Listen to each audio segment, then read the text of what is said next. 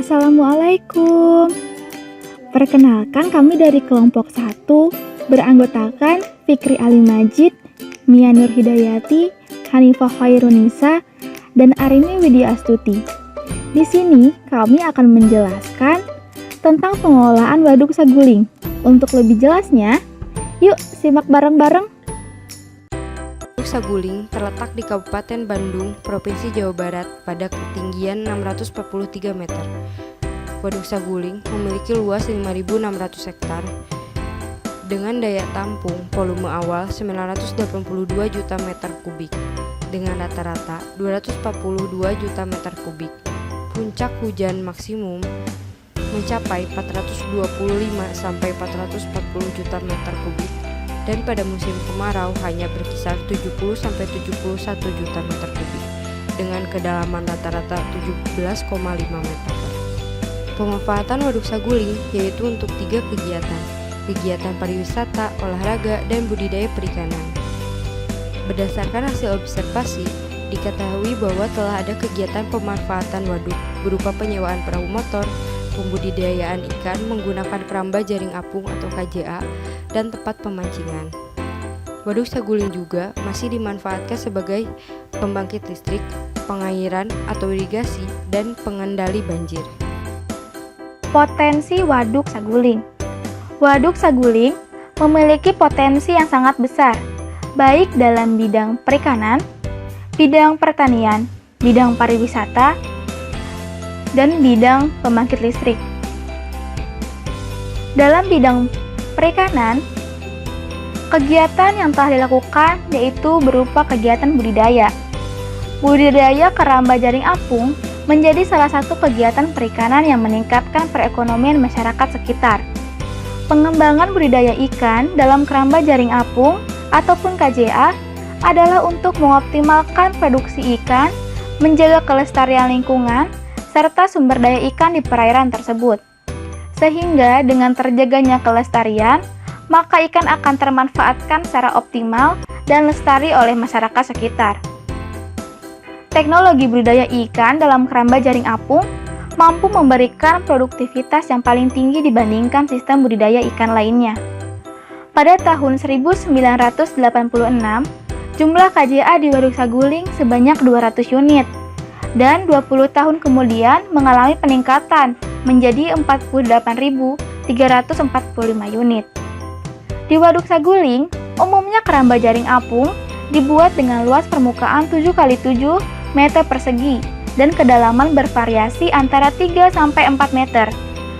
Keramba jaring apung dengan luasan tersebut ditargetkan untuk memelihara ikan 3 sampai 4 kali dalam setahun, dengan produksi per tahunnya sekitar 4 ton untuk ikan mas dan 1.200 ton untuk ikan nila. Dengan tingginya pembudidaya di Waduk Saguling, maka dapat disimpulkan bahwa Waduk Saguling berpotensi dalam bidang perikanan. Selanjutnya yaitu potensi dalam bidang pertanian. Selain dalam bidang perikanan, Waduk Saguling juga digunakan untuk bidang pertanian. Para masyarakat akan bertani di bibir waduk ataupun di tengah waduk yang telah mengalami kekeringan ataupun air surut. Tanaman yang ditanam pada proses ataupun kegiatan pertanian yaitu seperti timun, padi, kacang panjang, jagung, dan cabai. Dengan adanya kegiatan ini, maka akan menambah pendapatan bagi masyarakat yang melakukan kegiatan bertani. Waduk Saguling juga berpotensi sebagai PLTA ataupun pembangkit listrik tenaga air. Memang dari awal dibentuknya Waduk Saguling ini adalah untuk dijadikan sebagai pembangkit listrik.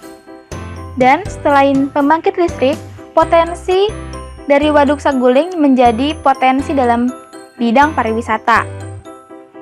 Dengan keindahan dan keasrian lokasi dari Waduk Saguling ini, dapat membancing para wisatawan lokal maupun luar kota berdatangan untuk menikmati suasana alami yang memang masih sangat terasa. Selain keindahan dan keasrian, Waduk Saguling juga memberikan ketenangan bagi setiap orang yang datang. Ternyata di Waduk Saguling terdapat permasalahan. Apa aja sih? Yuk kita simak. Yang pertama, terjadi pendangkalan akibat dari masuknya sedimentasi ke dalam badan perairan. Yang kedua, ada pencemaran air. Pencemaran air adalah kondisi di mana suatu perairan telah berubah dari bentuk asal ke dalam keadaan yang lebih buruk. Limbah yang masuk ada dari pertanian dan peternakan yang mengandung nitrogen 2,8 ton dan fosfor 0,600 ton ke dalam Waduk Saguling. Ada pula limbah yang berasal dari kegiatan perikanan, yaitu berupa limbah organik yang berasal dari kegiatan pemeliharaan ikan yang menggunakan keramba jaring apung atau KJA. Biasanya dari sisa pakan ikan yang tidak termakan. Dampak dari pencemaran air sendiri, yaitu air Waduk Saguling tidak lagi memenuhi persyaratan untuk dijadikan bahan baku air minum, lalu mengakibatkan pencemaran nutrien atau eutrofikasi di semua badan airnya. Kemudian berdampak terhadap kehidupan biota air, terhadap kualitas air tanah, terhadap kesehatan, dan terhadap estetika lingkungan. Limbah pencemaran N dan P yang masuk ke dalam Waduk Saguling ada dari pemukiman dengan total N 27,27 dan P 3,57, lalu industri dengan total N 0,022, lalu pertanian dengan total N 2,8 dan P 0,60, kemudian dari peternakan dengan total N 3,28 dan P 0,81. Yang terakhir adalah dari perikanan dengan total N 3,66 dan P 0,52.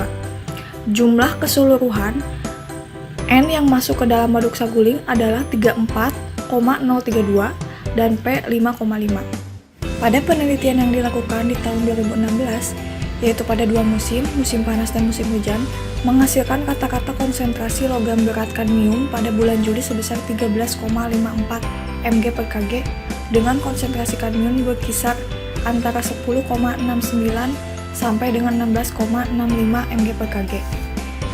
Pada pengukuran bulan November pada tahun yang sama mencapai 21,08 mg per kg dengan konsentrasi kadmium berkisar antara 18,64 sampai dengan 23,25 mg per kg.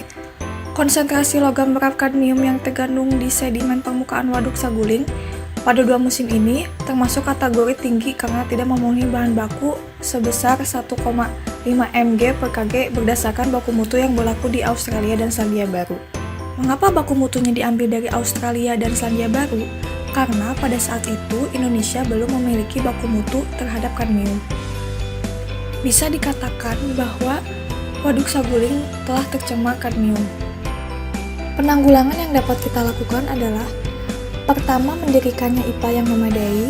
Kedua, mengurangi pencemaran air dengan cara mengurangi produksi sampah yang kita hasilkan setiap hari. Ketiga, mendaur ulang dan mendaur pakai sampah tersebut. Keempat, meningkatkan partisipasi masyarakat untuk memelihara sungai. Kelima, pembatasan bangunan kegiatan komersil yang berpotensi menghasilkan limbah yang besar. Dan yang terakhir, pengetatan bahan baku limbah cair untuk kegiatan komersil pada daerah perairan yang telah tercemar. Permasalahan yang ketiga adalah timbulnya gulma air. Gulma air itu apa sih? Gulma merupakan tanaman air pengganggu yang kehadirannya tidak diinginkan, serta selalu tumbuh dalam populasi yang besar. Gulma ini merugikan, baik secara estetika maupun ekologi.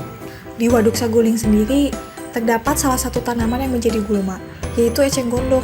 Eceng gondok ini tumbuh di inlet waduk dan di beberapa pinggiran waduk dengan luas penutupan sekitar 5%.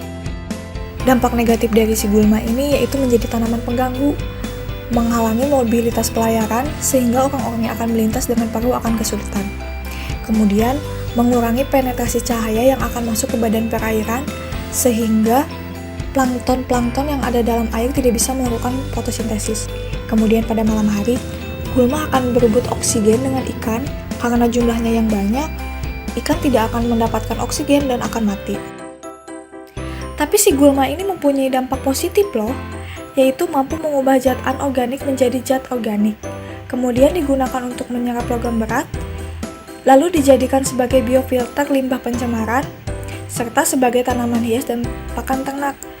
Untuk eceng gondok sendiri, selulosanya bisa menghasilkan CMC atau carboxyl methyl selulosa yang dipakai di bidang farmasi, deterjen tekstil, kosmetik, dan pengobatan karena bisa dijadikan sebagai pengental dan penstabil emulsi dan bahan pengikat.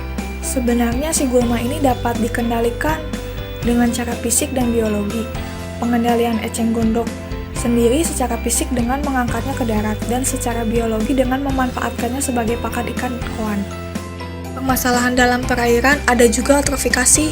Eutrofikasi adalah pencemaran air yang disebabkan oleh munculnya nutrien yang berlebihan ke dalam ekosistem air yang berakibat tidak terkontrolnya pertumbuhan tumbuhan air. Meningkatnya kadar organik ini ditandai dengan terjadinya peningkatan fitoplankton dan tumbuhan air yang meningkat atau blooming alga. Pada tahun 2012, kisaran kelimpahan rata-rata plankton di Waduk Saguling adalah 64-136 individu per liter. Berdasarkan kelimpahan plankton tersebut, perairan Waduk Saguling termasuk dalam kategori perairan oligotrofik, yaitu perairan dengan tingkat kesuburan yang rendah. Menurut Leitner 1978, kesuburan berdasarkan tingkat kelimpahan plankton dibagi menjadi 3, yaitu oligotropik dengan tingkat kelimpahan plankton 0 sampai dengan 2000 individu per liter, lalu mesotrofik dengan tingkat kelimpahan plankton berkisar antara 2000 sampai 15000 individu per liter, dan eutrofik dengan tingkat kelimpahan plankton lebih dari 15.000 individu per liter. Dampak negatif dari eutrofik sendiri yaitu mengancam keberlanjutan fauna akibat dominasi fitoplankton yang tidak dapat dimakan dan beracun. Kemudian blooming yang menghasilkan biomasa organik tinggi juga merugikan fauna karena fenomena blooming selalu diikuti dengan penurunan oksigen terlalu secara drastis. Konsentrasi oksigen terlalu yang rendah akan menyebabkan kematian ikan dan fauna lainnya. Sekian pemaparan tentang pengelolaan Waduk Saguling dari kelompok kami. Semoga bermanfaat dan kalian semua termotivasi untuk menjadikan perairan darat menjadi lebih baik lagi. Dan jangan lupa, yuk kita jaga perairan kita agar tetap berkelanjutan untuk masa depan nanti. Terima kasih atas perhatiannya. Wassalamualaikum warahmatullahi wabarakatuh.